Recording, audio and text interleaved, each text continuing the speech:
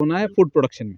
अगर इंडिया अगर भूखा रह गया, दुनिया में ऐसा कोई देश नहीं है जो इंडिया को खिला सके।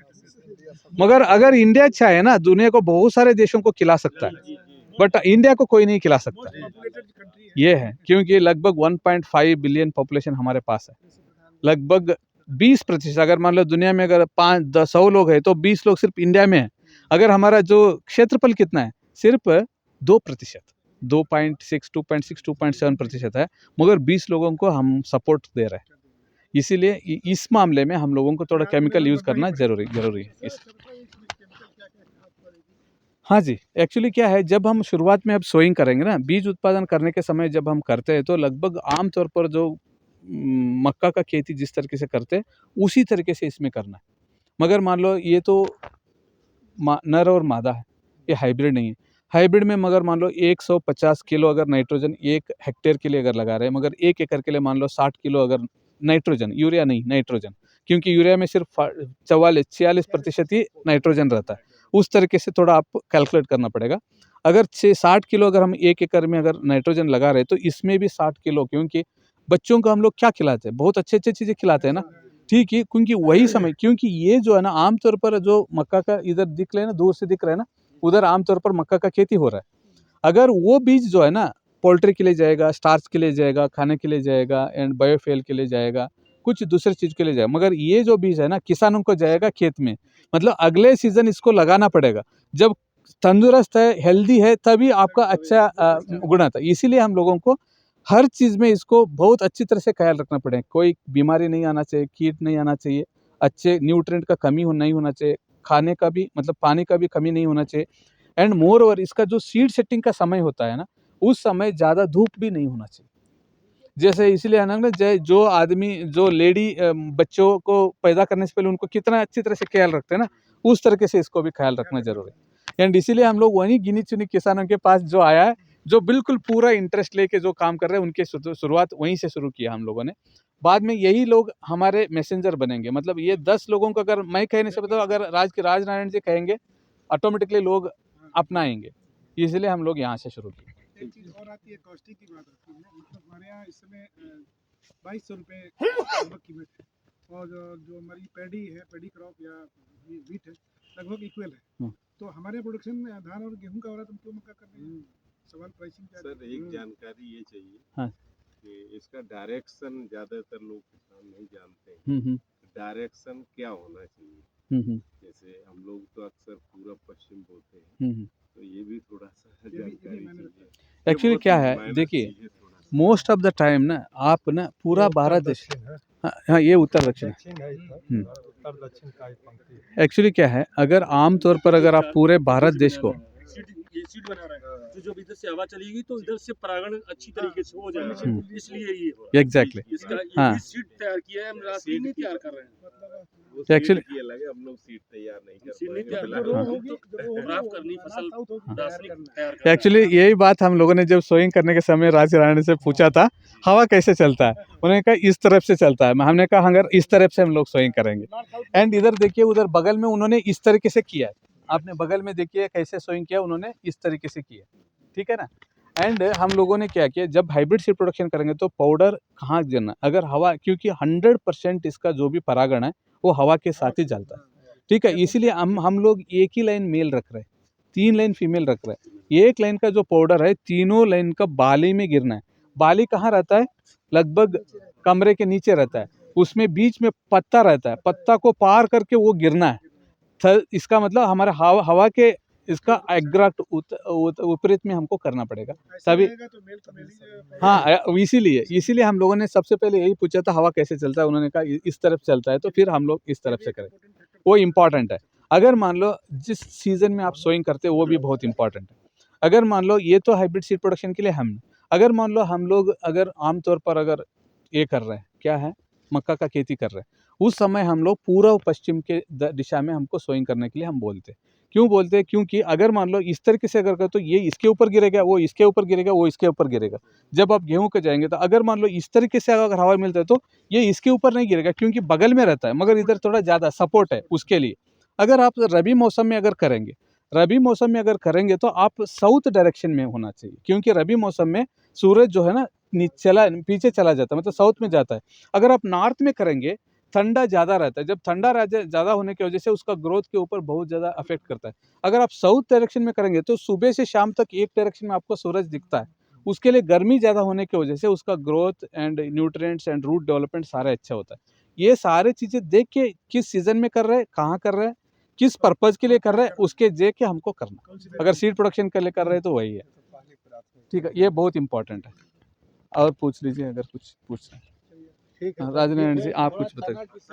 हाँ हाँ हाँ हाँ हाँ सर इसकी दूरी हाँ नाली से एग्जैक्टली नाली दूरी, एग्जैक्टली पेड़ से पेड़ की ठीक है। दूरी भी क्या एक खेत में आए हैं तो बहुत बढ़िया है, इम्पोर्टेंट है। जैसे सबसे इम्पोर्टेंट मैं थोड़ा बीच में छोड़ दिया, वो उन्होंने कहा कितना हमको खाद देना है। खाद हम लोगों को शुरुआत में जब बिजोई करते हैं ना, बिजोई मतलब जब हम लोग सोइंग करते हैं उससे पहले हम लोगों को खेत में फास्फोरस को 100% सप्लाई करना। फास्फोरस जो भी डीएपी हम बात करते हैं ना, डीएपी और सिंगल सुपर फॉस्फेट, वो 100% हम लोगों को, अगर मान लो 1 एकड़ के लिए हम लोग लगभग 30 किलो हम लोग फास्फोरस देना पड़ता है। वो पूरा बिजोई करने के समय हम लोगों को देना पड़ता है। जो पोटैश होता है और नाइट्रोजन होता है, नाइट्रोजन तो 4 स्प्लिट में देना है, एक बिजोई करने के समय एंड एक 6 पत्ता, जब पत्ता 6, क्योंकि मैं दिन नहीं बताऊंगा, क्योंकि अगर मान लो मक्का का आप खरीफ में डालेंगे 6 पत्ता मान लो 20 दिन में आ जाता है, अगर रबी में मलेंगे तो आपको 1 2 3 महीने चलेगा। इसीलिए 6 पत्ता जब होता है, क्योंकि 6 पत्ता उसी समय होता है जब भुट्टे का लंबाई, भुट्टे में कितना दाना कि वो उसी समय निर्भर होता है। इसीलिए उस समय हम लोगों को किसी चीज़ का कमी नहीं होना चाहिए, ना पानी का कमी होना चाहिए, ना खाद का कमी होना चाहिए। इसीलिए उस समय आपको देना है कितना परसेंट, 30%। अगर मान लो 60 किलो अगर 1 एकड़ के लिए है तो आर मोर लेस देन 18 से 20 किलो आप उस समय देना है। सिर्फ 10%, अगर डीएपी अगर आप दे रहे हैं फिर तो अलग से यूरिया देने का ज़रूरत नहीं पड़ता है जब बिजोई करते हैं, क्योंकि डीएपी में नाइट्रोजन भी रहता है 18%, ठीक है। अगर मान लो डीएपी के अलावा अगर सिंगल सुपर फॉस्फेट अगर डाल रहे हैं तो फिर एक्स्ट्रा आपको यूरिया देना पड़ेगा। रिमेनिंग 30% कब होगा, ये जब कमरे में जो घुटने पर हाइट होता है ना, उस समय, ये इससे पहले थोड़ी दिन पहले आपको वो 30% उस समय देना पड़ेगा। एंड रिमेनिंग 30% कब देना पड़ेगा, जब बाली आना शुरू हो जाएगा ना, जब फूल अवस्था आता है उस समय, क्योंकि उस समय कितना दाने अच्छी तरह से पकेगा, कितना दाने कितना उसमें भरपूर होता है ना, फिलिंग होता है, ग्रेन फिलिंग बोलते हैं, कितना, वो सारे उस समय डिपेंड होता है। 30% 90 हो गया, 10% हम बुआई के समय देना पड़ता है। ये है नाइट्रोजन का 60 किलो। फास्फोरस का तो हम 100% दे ही रहे। पोटैश भी वो 30 किलो पोटैश देना पड़ता है, वो भी बुआई तरह का देना 50%, लगभग 15 किलो।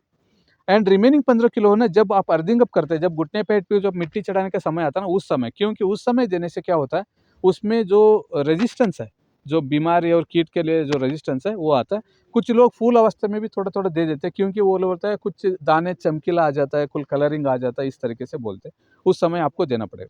स्पेसिंग की अगर बात करेंगे, जब स्पेसिंग की बात करेंगे तो हम जनरली बताते हैं 60 सेंटीमीटर कतर के बीच में दूरी रखना पड़ेगा।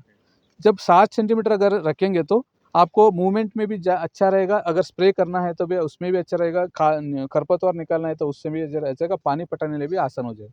जब पौधे के बीच में दूरी लगभग 20 से 25%, अगर मान लो आप स्वीट कॉर्न डाल रहे 25 सेंटीमीटर रखिए, अगर बेबी कॉर्न के लिए लगा रहे तो 15 सेंटीमीटर रखिए, अगर नॉर्मल भुट्टे के ऊपर, भुट्टे के लिए मतलब आमतौर पर दाने के लिए अगर बना रहे तो आप 20 सेंटीमीटर रखिए। उस तरीके से आपको 60 सेंटीमीटर तो फिक्स है, एंड दूरी उसके हिसाब से डिटरमिन होता है। ये पौधे में कितनी बारी है ये सब? हाँ जी, बाली क्या है, अगर मान लो जनरली आम तौर पर अगर मान लो इस पौधे हैं, देखिए इस पौधे के बीच में बीच वाला पौधा नहीं है, इसमें 2 आ सकता है, ठीक है। अगर मान लो सही दूरी में अगर सारे पौधे अगर लगाएंगे तो एक पौधे में एक ही आ सकता है। अगर मान लो बॉर्डर वाला पौधे है, बॉर्डर वाला पौधे में आपको 1-2 आ सकता है। क्यों?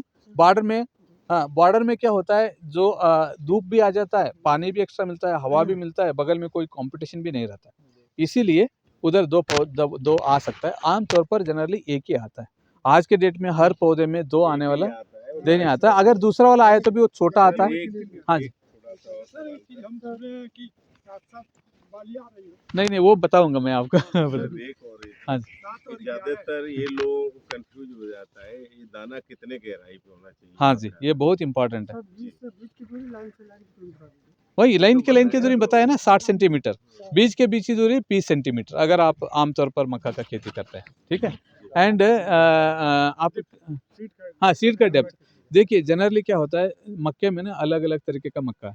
नाम नॉर्मल अगर हाइब्रिड सीड प्रोडक्शन के लिए अगर करेंगे या नॉर्मल मक्का करेंगे तो 5 सेंटीमीटर से नीचे नहीं होना चाहिए। 5 सेंटीमीटर मैक्सिमम इतना 2 इंच, क्योंकि 2.5 सेंटीमीटर मतलब 1 इंच होता है, 2 इंच से नीचे नहीं होना चाहिए, इतना ही दूरी रखना है। क्योंकि देखिए एक्चुअली हम लोगों ने यही इसी तरीके का एक्सपेरिमेंट एक बार हम लोगों ने जम्मू कश्मीर में किया था। कब? 2009 में। जब 2009 में हमारा जब उसी समय मैं जॉइन किया था एंड उस समय थोड़ा ज़िम्मेदारी मेरे को दिया गया था, आप सीड भेज दो। मैंने क्या किया, उसका सीड भेजने से पहले मैंने सीड टेस्टिंग करवा लिया था। हैदराबाद का बीज सीधा जम्मू कश्मीर में गया था। पहली बार उस समय बहुत बड़ा मात्रा में जम्मू कश्मीर में मक्का का मतलब ये पॉपुलराइजेशन करने के चक्कर में हम लोगों ने भेज दिया था 10 क्विंटल एंड वो हाइब्रिड का नाम था HQPM1 एंड हम लोगों ने बीज का सारा रिपोर्ट अच्छा हुआ, हम लोगों ने बना के भेज दिया। उन्होंने क्या किया, ज़्यादा गहराई में डाल दिया। हाँ, ये होती बहुत जैसे ज़्यादा गहराई में डाल दिया, पूरे के पूरा बीज जमा ही नहीं। बाद में उन्होंने सीधा कंप्लेंट कर लिया एंड अल्टीमेटली मेरे पास आ गया। मैंने कहा देखो ऐसा तो नहीं होना चाहिए, हमने तो सीड एंड बाद में मेरे पास सीड रिपोर्ट था। अगर मेरे पास सीड रिपोर्ट होता एंड उसके बाद एक कमेटी बनाया, उन्होंने गया खोद के देखा, वो गहराई ज़्यादा था, इसीलिए हम लोग बच गए। अगर अगर हम लोग सीड रिपोर्ट नहीं होता, क्योंकि बचना मुश्किल था, क्योंकि ये तो पॉपुलरेशन है। अल्टीमेटली उनको बताया भैया आपने गहराई में सोइंग किया, उनको पता नहीं था, इसलिए 5 सेंटीमीटर। अगर आप स्वीट कॉर्न का करेंगे 5 सेंटीमीटर मत करिए, क्योंकि उसमें स्वीट कॉर्न से ना उसमें कुछ भी स्टार्च नहीं होता है, उसको इतने ही गहराई में डालना है। जैसे पॉपकॉर्न है, वो बहुत छोटा सीड होता है, उसमें भी 2.5 इंच या 3 इंच से नीचे गहराई में नहीं डालना है। अदरवाइज आमतौर पर मक्का आप 5 सेंटीमीटर तक डाल सकते हैं। अच्छा सर, एक जानकारी और चाहिए कि ज़्यादातर लोग क्या करते हैं, जैसे कि जहाँ हमारे यहाँ रायबली में तो वही लोग थोड़ा सा मक्का ठीक कर रहे हैं और लोग नहीं कर रहे हैं, तो वो क्या करते हैं कि जैसे आलू खुदाई के बाद लगाते हैं, सभी लोग हम भी लगा रहे हैं। कभी कभी लोगों ने क्या कर दिया, उसको बो दिया, पानी लगा दिया। हम लोग तो परेवट करके लगाते हैं, तो इसमें जो तुरंत पानी लगाते हैं ये क्या सही है कि गलत है? एक्चुअली अगर जब आप बुआई करते हैं, इसमें हम लोगों ने पानी नहीं लगाया, आप देख लीजिए। इसमें नहीं लगाया, नहीं सोइंग करते हमने पानी नहीं लगाया, क्योंकि ज़मीन में नमी था। अगर ज़मीन में सफिशिएंट नमी है फिर तो आपको पानी बिल्कुल नहीं लगाना चाहिए। अगर लगा देंगे ज़्यादा, क्योंकि मक्का एक ऐसी क्रॉप है ज़्यादा पानी भी नहीं सकता है, नहीं सहन सकता है, कम पानी भी नहीं सहन सकता। कम पानी हो तो भी इसमें लॉस होगा, ज़्यादा पानी होने से भी लॉस होगा। इसके ऑप्टिमम कंडीशन में होना चाहिए। जैसे हमने जगह में 3 जगह में हमने सोइंग किया, 2 जगह में हमने पानी नहीं दिया, क्योंकि ये मिट्टी देखिए बहुत बिल्कुल मुलायम है मिट्टी, जैसे मतलब जो नदी के बगल में जो होता है ना, ऐसा है ना मिट्टी। मगर हम लोगों ने एक कुशमावत गाँव में किया है, वो बिल्कुल उसका क्या है, केवल मिट्टी है, वो इतना हार्ड होता है, उसमें ना आप नमी में कुछ भी काम नहीं कर सकते। उस समय क्या किया हमने, सोइंग करते ही आपने पानी डाल दिया। हाँ हाँ, ये एक्चुअली यही फॉल आर्मीवर्म है, ये नहीं, ये वाला फॉल आर्मीवर्म नहीं, ये दूसरा ये दूसरा है, ये नहीं, ये अलग, वो बहुत छोटी सुडी होती है, उसको जब निकालोगे ये शायद वो दूसरे से आया होगा। सर एक चीज और हाँ बताइए जी, कि जैसे आपने नर मादा बनाया, हाँ जी। क्या एक ही बीज से नर मादा बन जाएगा? नहीं, एक्चुअली क्या है, नर का लाइन अलग है, मादा का लाइन लाइन तो अलग अलग है। है, हाँ ये तो घना हो गया। हाँ, और जो है कि ये नहीं सीड जो है ना, एक्चुअली क्या है, अभी मैंने पूरा प्रक्रिया नहीं बताया ना सीड प्रोडक्शन का। अभी ये नर है, ये मादा है, मादा है।